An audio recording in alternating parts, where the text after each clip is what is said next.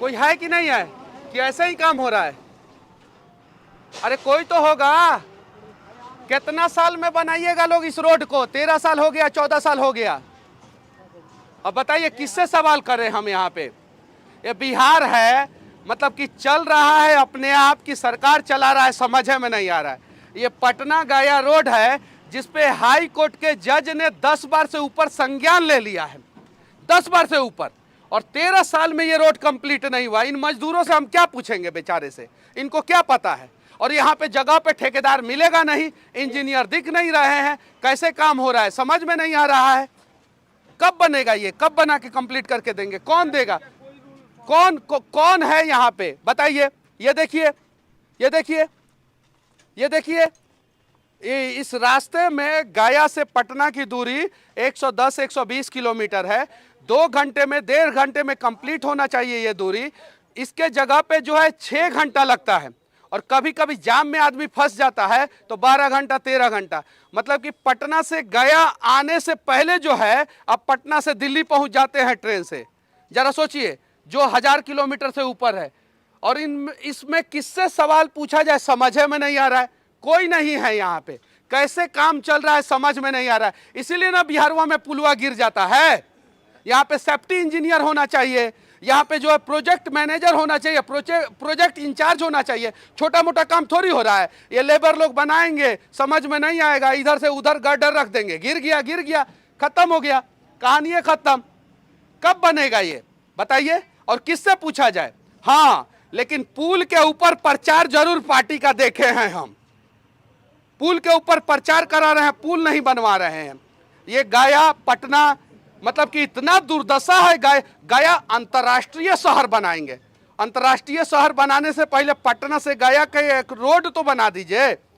छपरा का स्थिति वही है, पटना से छपरा रोड बन रहा है, वैशाली उधर रोड बन रहा है, और आज तक 13 साल में रोड नहीं बना। जरा सोचिए, तो ऐसे तो नहीं चलने वाला है ना।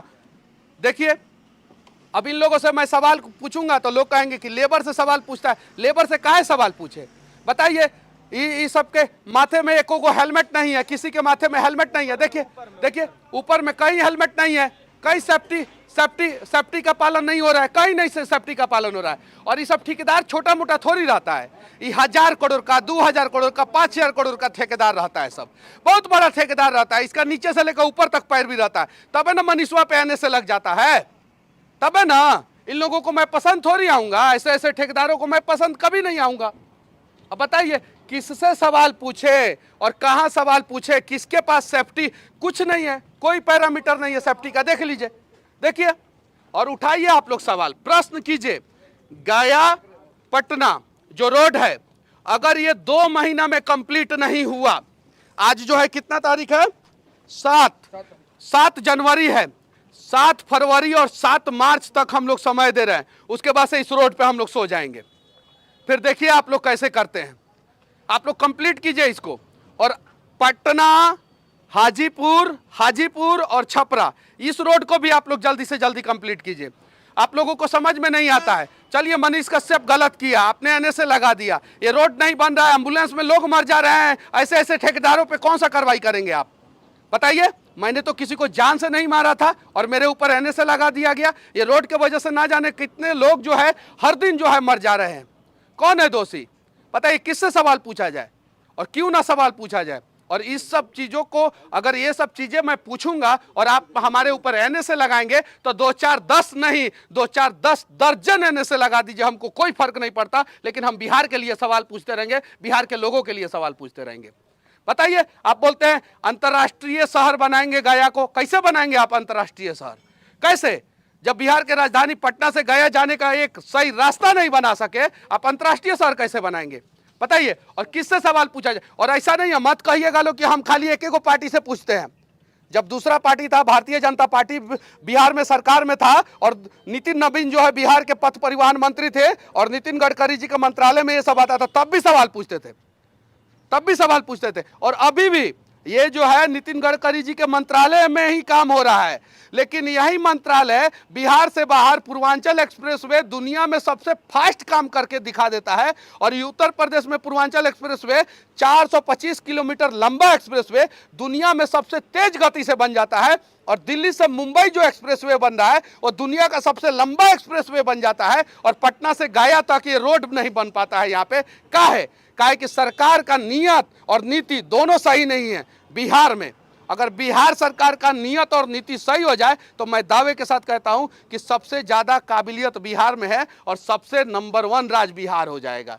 ये जो लोग मजदूरी कर रहे हैं, ये मजदूर नहीं बनेंगे। इन लोगों का सारा बच्चा जो है ना वो राजा बेटा बन जाएगा, सारा का सारा। तो आइए एक प्रयास किया जाए अपने बिहार को बदलने का। आइए जहां भी गलती हो उठा लीजिए मोबाइल और दिखा दीजिए।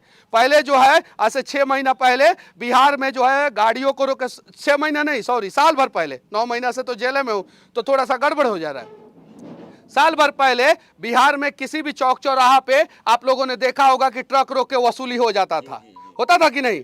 अब डर लगता है, जो वसूली करता है उसको डर लगता है। अगर वो कहीं गलती से 2 दिन वसूली कर दिया तो तीसरा दिन उसका वीडियो वायरल हो ही जाता है। तो अब भी वसूली हो रहा है, ऐसा नहीं है, लेकिन छिपा के हो रहा है, पहले दिखा के होता था। तो ये डर जो है पैदा होना चाहिए ऐसे ऐसे लोगों के बीच में।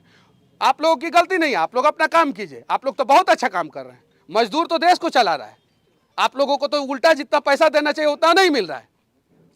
आप लोग अपना काम कीजिए। गलत जो है इंजीनियर है, गलत जो है सरकार है और गलत जो है ठेकेदार है। अगर ये 3 लोग सुधर जाए तो ये जो है गया से लेके पटना तक जल्दी से जल्दी रोड बन जाएगा। और उम्मीद है कि आप लोग बनाएंगे। अगर नहीं बनाएंगे ना तो फिर जो है रेलाई का कार्यक्रम चालू रहेगा। और जो जिस भाषा में समझेगा उसी भाषा में समझाएंगे हम, चाहे उसके लिए कुछ भी हो जाए। बाकी गया पटना रोड के बारे में आप लोग क्या सोचते हैं? जो बार बार पटना हाई कोर्ट इस रोड पे संज्ञान ले रहा है उसके बारे में क्या सोचते हैं? कमेंट करके जरूर बताना। मिलते हैं बिहार के किसी और कोने में, तब तक के लिए जय हिंद।